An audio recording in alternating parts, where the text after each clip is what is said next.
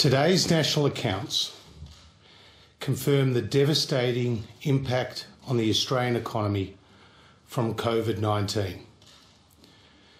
Our record run of 28 consecutive years of economic growth has now officially come to an end.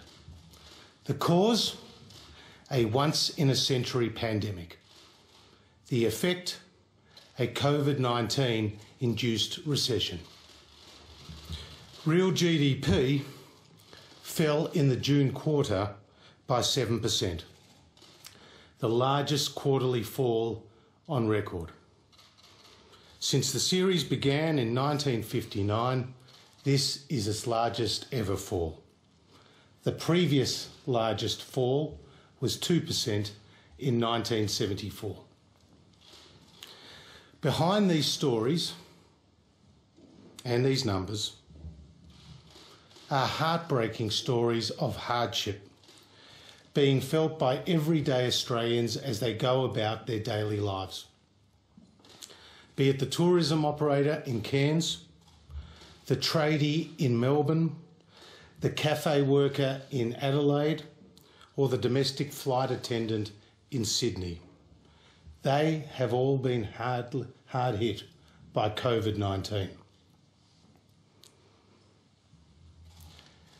Today, we are reporting these devastating numbers, but today, Australians are living them. We have done everything possible to cushion the blow for the Australian community from COVID-19. Our priority has and will continue to be saving lives and ensuring that Australia's healthcare system has the capacity to test and to trace and to treat coronavirus cases. We acted quickly and decisively to close our international borders and put in place restrictions that would suppress transmission but allow large parts of the economy to continue operating where it was safe to do so. We didn't go down the path of countries like Sweden, which put few restrictions in place. At the same time, we didn't go down the path of countries like France, which accepted and adopted extreme lockdowns, totally shutting down large parts of their economy. Instead, we chose our own path and put in place $314 billion worth of support for Australians to build a bridge to the other side of this crisis. Our strong economic position going into this crisis has given us the financial firepower to respond.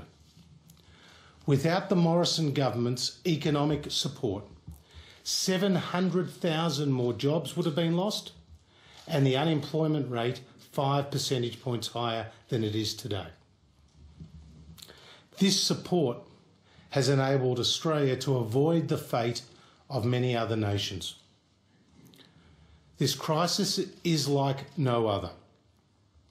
The World Bank is expecting more economies to contract this year than at any time since 1870. The OECD is forecasting a contraction in the global economy this year of 6%, compared to just 0.1% at the height of the GFC in 2009. And globally, the equivalent of around 500 million full-time jobs have been lost, according to the International Labour Organisation. Indeed, Australia's economic performance sits among the top of those developed nations as a result of our health and our economic plan to fight the virus. In the United Kingdom, GDP fell by 20.4% in the June quarter. In France, GDP fell by 13.8%. Canada by 11.5%. Germany by 9.7%. And the United States by 9.1%. While New Zealand is expecting the economy to contract by more than 20%. This is in contrast to today's national accounts, which show that GDP fell by 7% in the June quarter and contracted by 0.2% in 2019-2020. These results are consistent with the Treasury forecast in the July Economic and Fiscal Update. The June quarter result was driven by the largest fall in household consumption on record, with business and dwelling investment also falling. These falls were partly offset by a contribution from net exports and moderated by unprecedented government support. Household consumption fell by 12.1% in the quarter and by 2.6% in 1920, the first annual fall in household consumption in the history of the national accounts. Household consumption fell in 10 out of the 17 consumption categories, with the largest falls seen in the consumption of services. Social distancing and travel bans saw large falls in spending on transport services and hotels, cafes and restaurants. New business investment fell by 3.5% in the quarter, driven largely by falls in machinery and equipment investment. Investment in new machinery and equipment fell by 6.8% to be 13.4% lower through the year. Elevated uncertainty, business shutdowns and social distancing requirements following the onset of the pandemic resulted in businesses preserving liquidity by deferring, cancelling and limiting equipment purchases. However, the ABS has noted that the instant asset write-off lessened the COVID-19 driven falls, as was the intent of the policy. New building investment fell by 2.3%, while engineering construction rose by 1.9%. These outcomes compare favourably with those in other countries where construction activity was much more heavily restricted. The falls in business investment were concentrated in the non-mining sector, where investment fell by 5.1% in the quarter.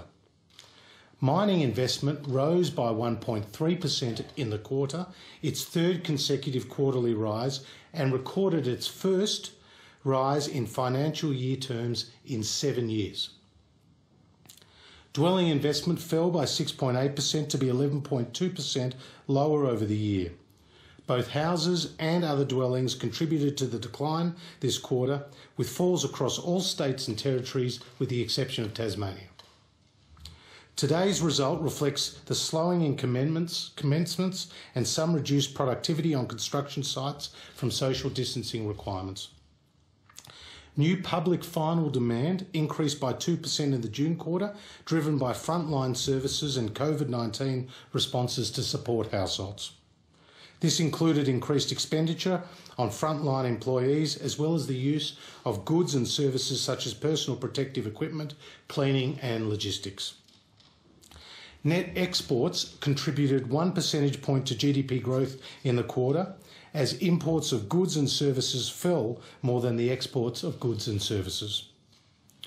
The health-related restrictions significantly affected our tourism and our international education industries, with services trade heavily impacted by travel bans on both inbound and outbound travel. Travel-related trade has almost ceased, resulting in sharp falls in both imports and exports. Australia recorded its largest current account surplus on record of $17.7 billion, or 3.8% of nominal GDP.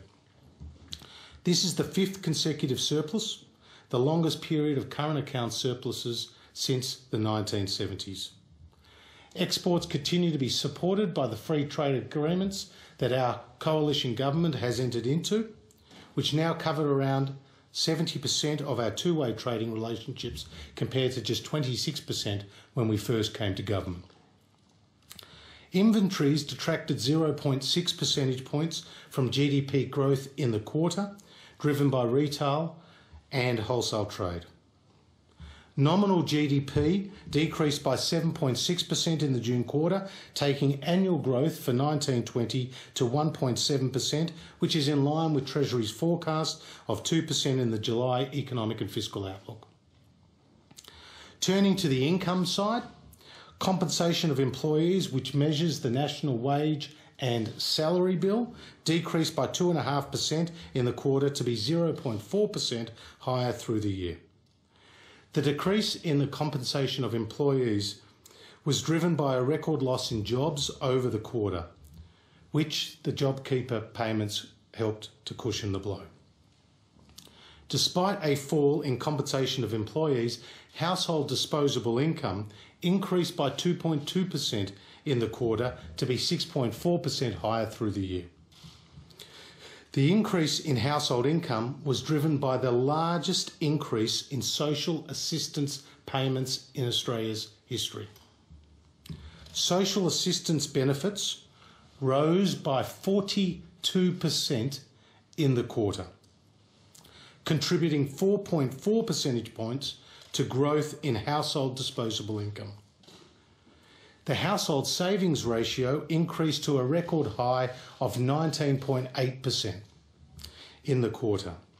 While policy supported household incomes, consumption fell sharply as a result of the restrictions and helped increase the savings ratio, reflecting the caution of households.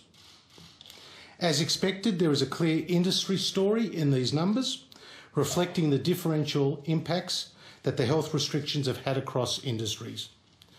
Gross value added fell in 15 of the 20 industries, with the largest falls in hospitality and tourism-related industries.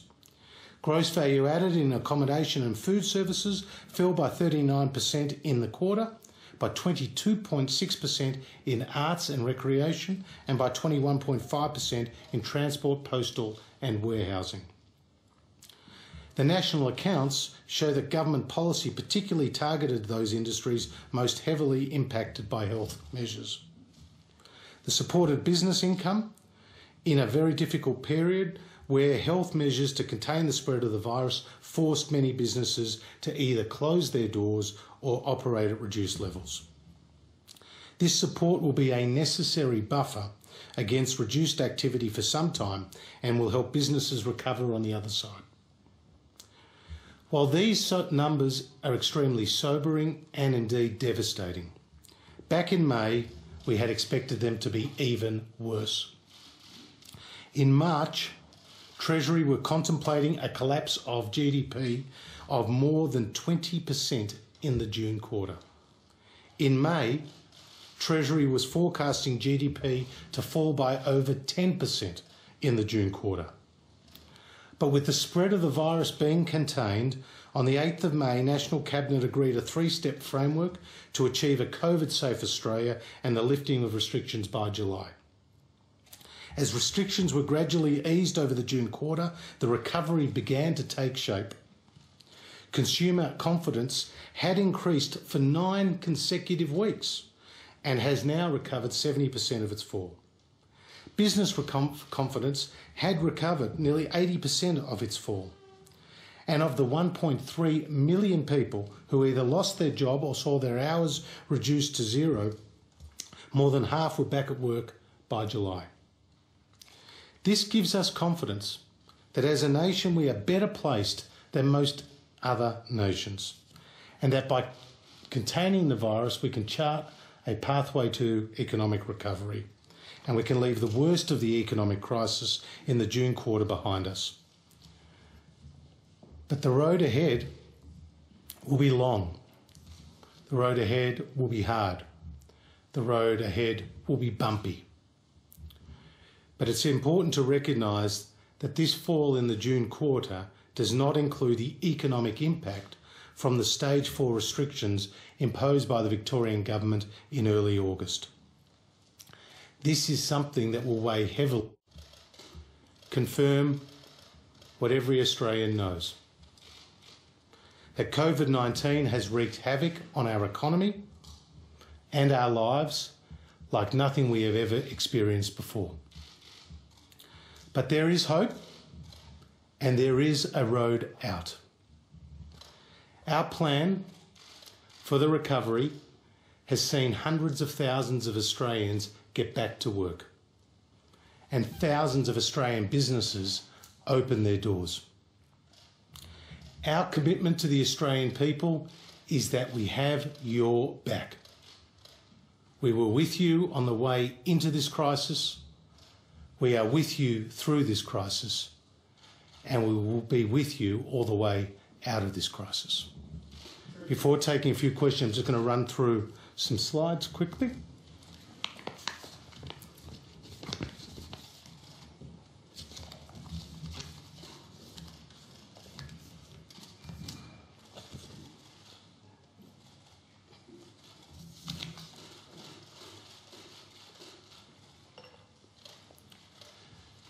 This first slide just refers to the fall in GDP growth in the quarter at 7%, a record fall that we have never seen before. Second slide. This slide shows the contributions to the fall in GDP. As you can see, it's a household consumption story. 6.7% of the fall has come from household consumption. Dwelling investment, business investment are also down. The two positives for the quarter were new public final demand and net exports. The change in inventories just reflects the caution among businesses to see a change in inventories rather than a restock or resupply. Next slide. Again, household consumption, quarterly fall, 12.1% down and 12.7% through the year. Next slide. This is by category. In terms of what has seen this fall in consumption, obviously transport services, hotels, cafes and restaurants, small increases in alcoholic beverages, furnishings and household equipment, recognising that people are staying at home, people are going down to the local store, buying themselves a new computer, a new TV, and obviously drinking more at home as opposed to at the local pub. Business investment is a two-sided coin here. You've got the new non-mining investment, which is down by 5.1% in the quarter, whereas mining investment is at 1.3% for the quarter, and as I said, 3 consecutive quarters of improvements in mining. And as you can see from the prices, iron ore being very strong at the moment. New public final demand, again, quarterly increase of 2% for public final demand. This reflects the increased spending on NDIS, increased spending on health. Bearing in mind, new public final demand does not include JobKeeper. Does not include JobKeeper spending, is not in new public final demand. This is the services that we are providing.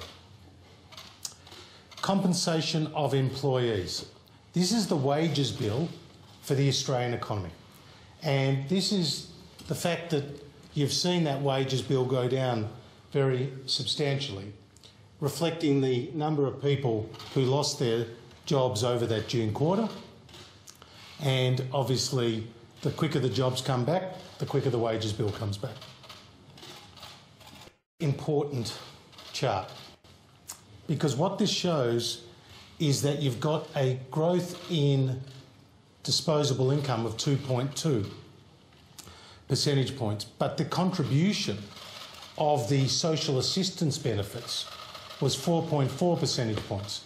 So without that increase in social assistance benefits, which is the coronavirus supplement, which is the increased people on job seeker, you would have seen negative quarter for disposable income, household income. Household savings ratio has jumped to be 19.8%. If you look back at the GFC, it was 10.9%. This is a reflection of the caution in Australian households, but also the fact that the restrictions mean that they can't go out and consume. This savings ratio is obviously high today, but it will be important in the economic recovery as people use their balance sheets to spend as we come out of this crisis. And this is the international story, and this should not be lost on any Australian. We have performed better in the most difficult circumstances than all these other developed nations. Japan, the United States,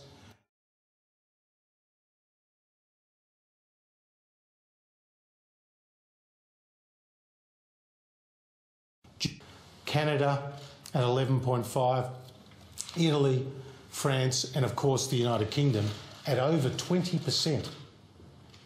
Over 20%, around 3 times the fall of what we're seeing here in Australia. Thank you.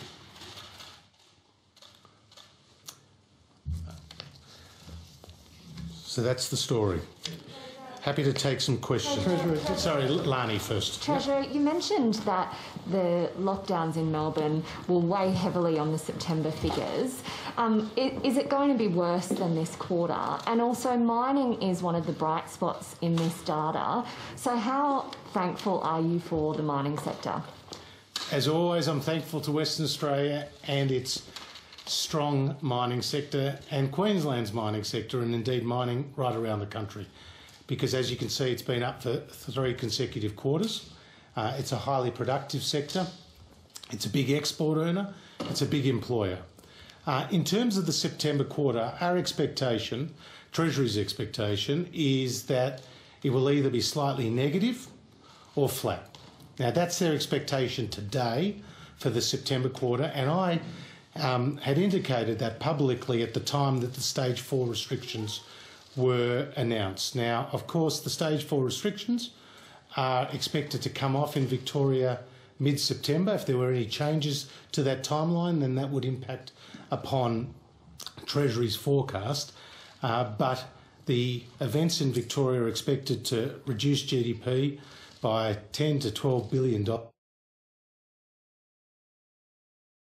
in the September quarter, and we're expecting to see up to 400,000 people either lose their job or see their hours reduced to 0. Mark. What is your plan for economic recovery?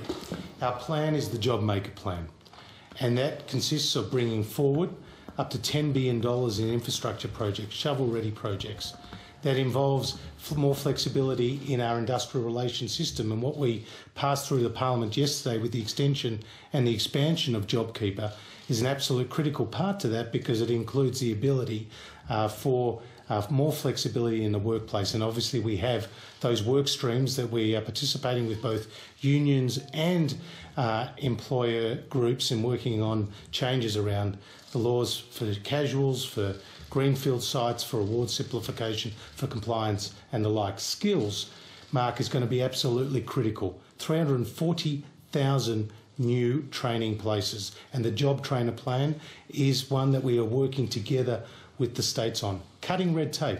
Just the other week, we agreed amongst treasurers in the Council on Federal Financial Relations to agree to the harmonisation of occupational licensing laws. That has been discussed for more than a decade. That will be critical to labour mobility as we get through this crisis. And then, of course, our tax system. And our tax system is important to encourage and incentivise investment, and we've made 2 major changes recently there. Obviously, the extension of the instant asset write-off to goods of up to $150,000, but also the 50% accelerated depreciation allowance, again for businesses with a turnover of up to $500 million. Now, the budget on October the 6th will be the next stage in our Job Maker Plan. But we've already started to see, outside of Victoria, the jobs coming back. Of the 1.3 million Australians who lost their jobs or saw their hours reduced to 0 since the start of the crisis, around 700,000 are now back at work, or more than half. And so there are some positive signs outside of Victoria. Of course, when it comes to borders, we want to see more flexibility around those arrangements. That will help generate improvements in the economic recovery. And of course, Victoria, once they get the virus under control and they can ease restrictions and start reopening, that will be very important, given Victoria is a quarter of the national economy. Catherine. Given that you've said that the national accounts are a household consumption story largely, you've also said that the Stage 4 restrictions in Victoria will weigh heavily on the national accounts in September. Is now the time to be cutting the rates of JobKeeper and JobSeeker? Well, we've always said, Catherine, that our measures in response to COVID-19 were temporary, they were targeted, they were scalable. Now, JobKeeper was initially legislated for 6 months, and now we have extended it for another 6 months. And at $101 billion, it's the single largest economic support measure that any Australian government has ever undertaken. And it will continue to provide critical support to businesses and their staff, with the expectation, taking into account what's happened in Victoria, that there'll be more workers on JobKeeper from the state of Victoria than from all the other states and territories combined. Now, when it comes to the transition, we have always said it will transition. And we believe at $1,000 for the March quarter and at $1,200 for the December quarter, it's still providing significant support.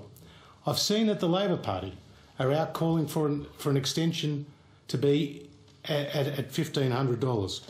But Anthony Albanese himself has said only recently that we need to be, in his words, it will need a tapering off. He says, what we say is the plan is there for 6 months, there will need to be some form of tapering off. He was asked, what does that mean? What does that look like? And he says it looks like it's going down over a period of time. The Shadow Treasurer, Jim Chalmers, has said exactly the same. He said, I've said that what they should be looking at is some kind of tapering. Well, we've looked at it, and now we're implementing it, and we think that is the way forward for the Australian economy. Yes. You've been agitating this week to see a recovery plan from the Victorian Premier. Are you comfortable that he now has a plan? He said he's going to announce one.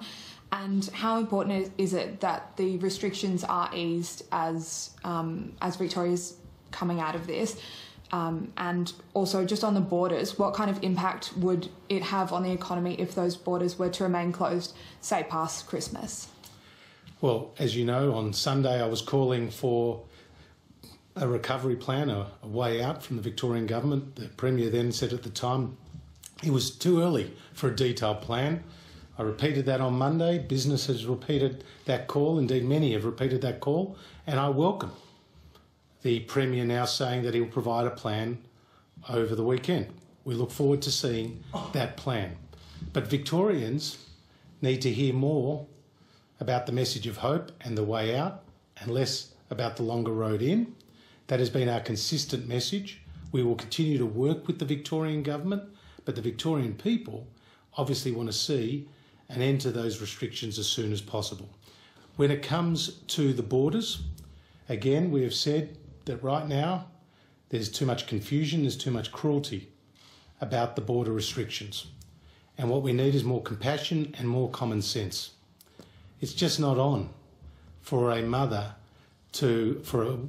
indeed she is a mother, but she's lost an unborn child because of the confusion at the borders. It's just not on that a 4-year-old boy who is getting treatment for his cancer is separated from his mother. It's just not on that a Victorian school teacher 2 kilometres from the South Australian border is deemed non-essential to be able to go and teach their class. So what we want to see is an agreed definition of a hotspot.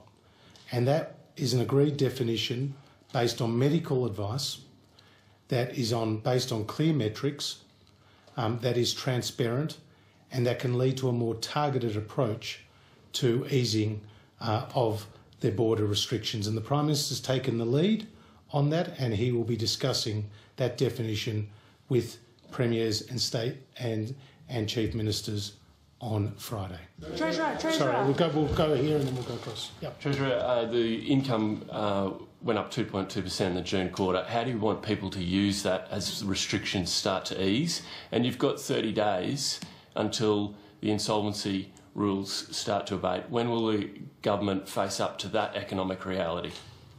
Well, in terms of insolvency rules, they were temporary changes, and we're now considering the extension of those temporary arrangements, recognising that they have supported the economy through a difficult time. There are a number, about 80 separate regulatory changes that we put in place for COVID-19. You'd be familiar with many of them, whether it's electronic signatures, virtual AGMs, other changes around responsible lending, clarifications and the like. So we are looking at extending a number of these in light of the fact that the COVID-19 recovery is still underway.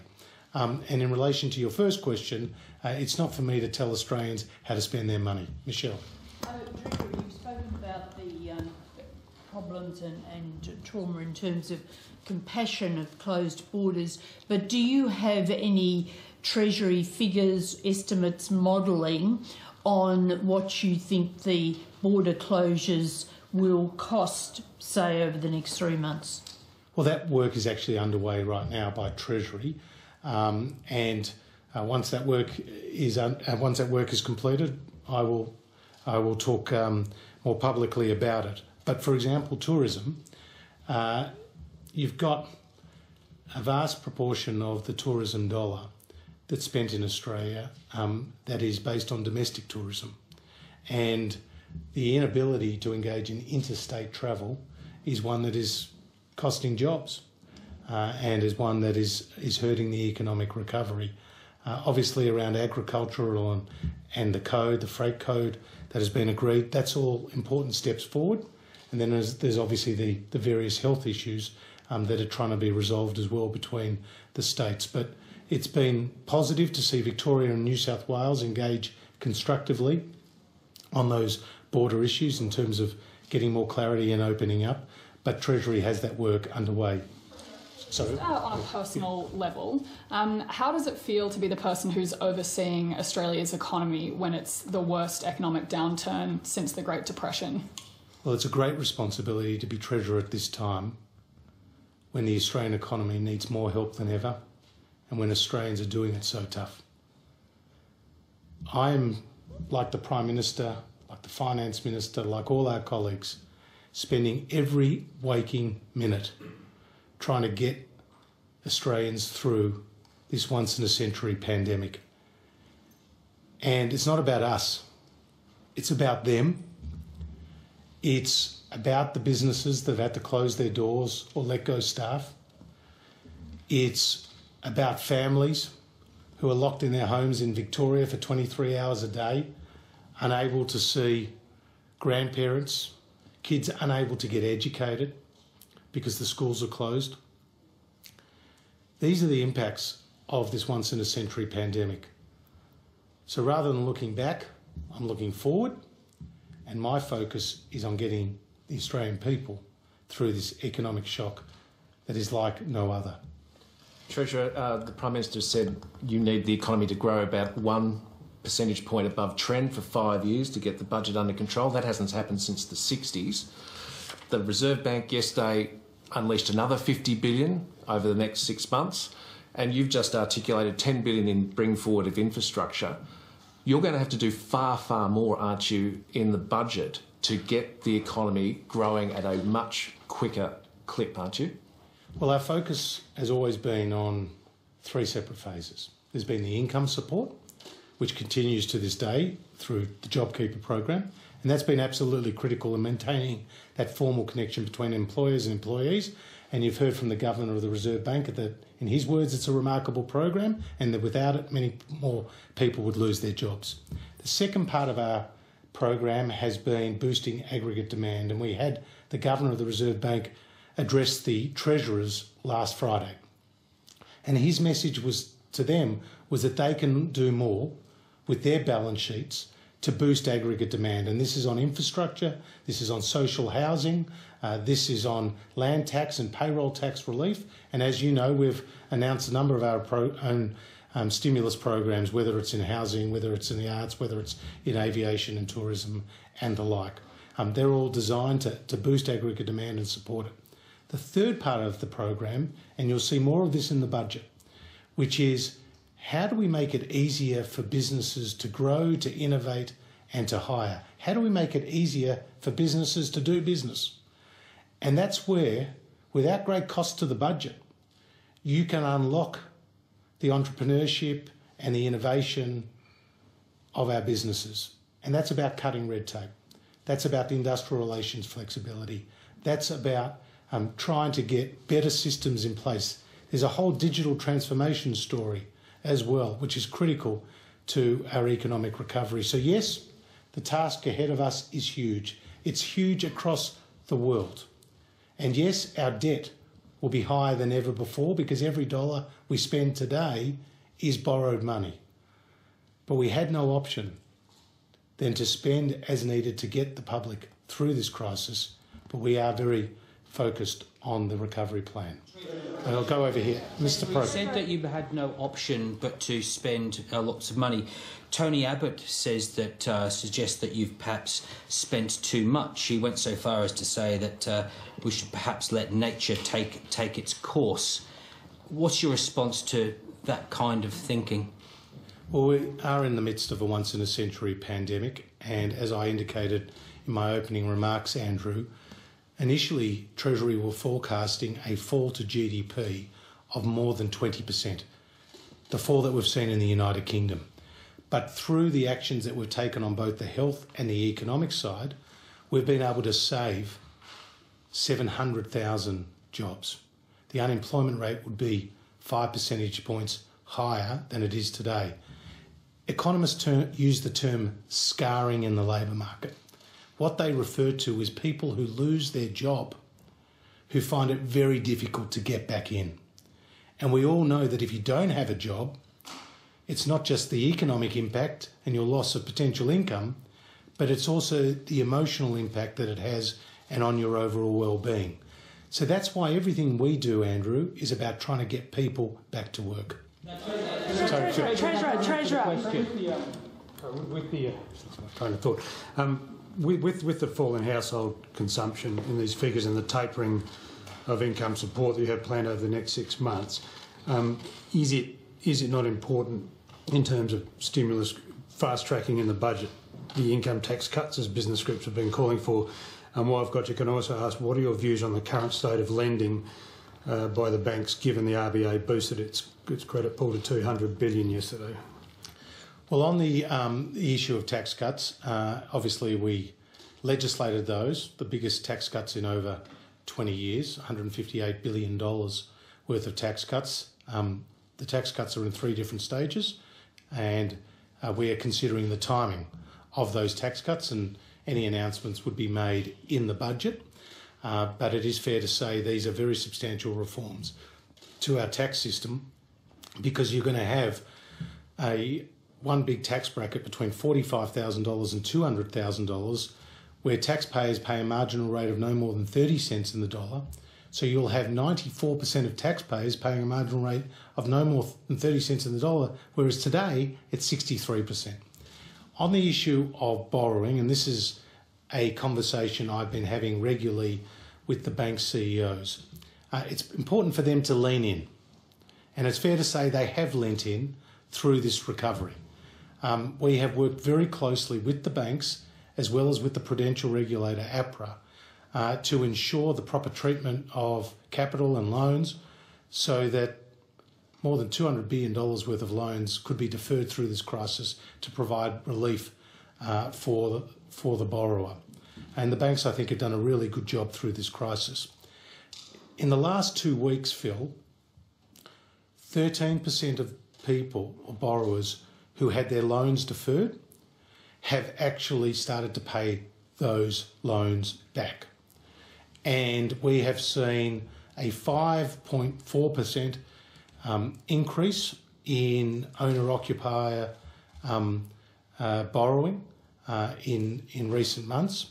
And we have also seen, according to the ABA, more than $1.5 billion of new SME loans in the recent period. So I'm confident that the banks are seized of this task, and the flow of credit through the economy is going to be absolutely critical to the recovery. Treasurer. You were asked about Tony Abbott's remarks about the health dictatorship and the cost of the health controls. Do you think that he has a point at all? You're seeing the economic consequences of these health restrictions. Does Tony Abbott have a point? Well, it's about getting the balance right. We all support it, the health restrictions, because primarily this is a health crisis. where hundreds of Australians have died. And we're walking around this building now wearing masks. And that is why the economic shock has been so great, because it's not just affected demand, but it's also affected supply, because people haven't been able to go to work, businesses haven't been able to be open in the normal way. So I think the health response has been right, or the health focus has been right. But that is different from the pathway out. And that's why I've been so vocal about Victoria, David. I feel so passionate about my home state. I don't want those restrictions to be in place for one day longer than they have to. And as the Treasurer of the country, I see the economic impact that it's having. There's lots of talk today about the AFL. Well, think about Grand Final Day at the MCG. Grand Final Day at the MCG, you would have 4 MCGs full of people, which is the equivalent of the 400,000 Victorians who will either lose their jobs or see their hours reduced to zero as a result of the crisis. 400,000 Victorians. Now, I want them to get back to work as soon as possible, as soon as practicable.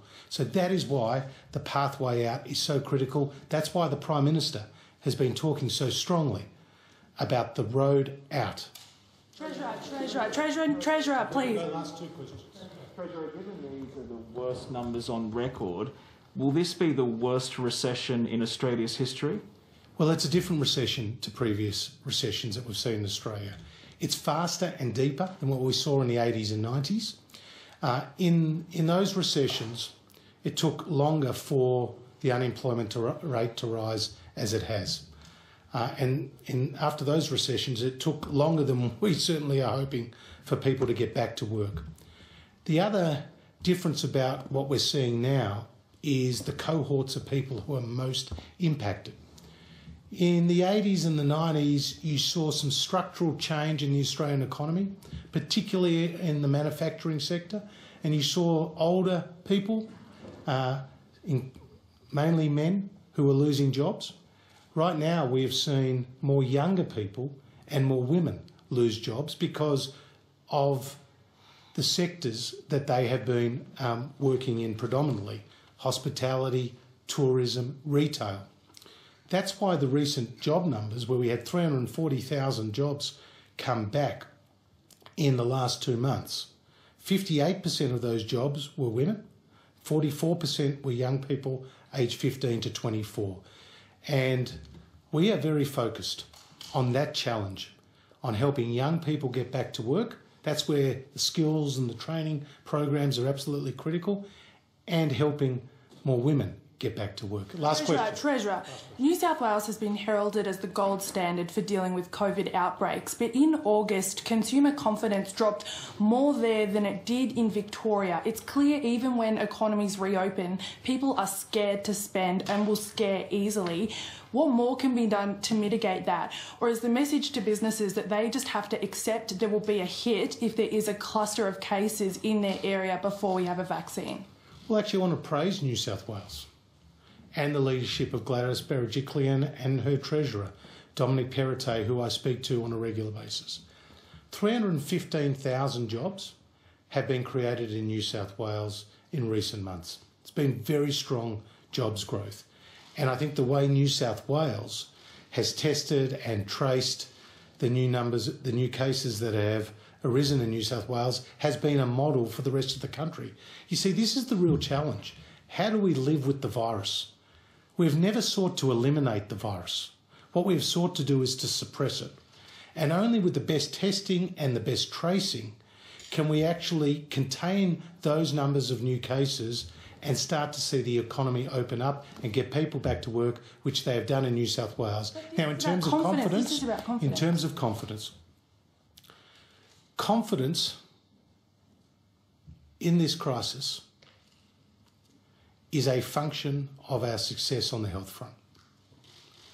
And if we are able to contain the virus as they have done in New South Wales, indeed as they have done in 7 out of the 8 jurisdictions across Australia, then businesses will continue to invest, businesses will continue to employ, and businesses will open their door. Now, in Victoria, the situation has been different. And obviously, a real challenge exists in Victoria. But I'm really pleased that those cases have started to come down. And that's why I think the plan that the Premier announces on Sunday has to be clear, has to be concise, and has to give confidence and certainty to the businesses of his state. Thank you.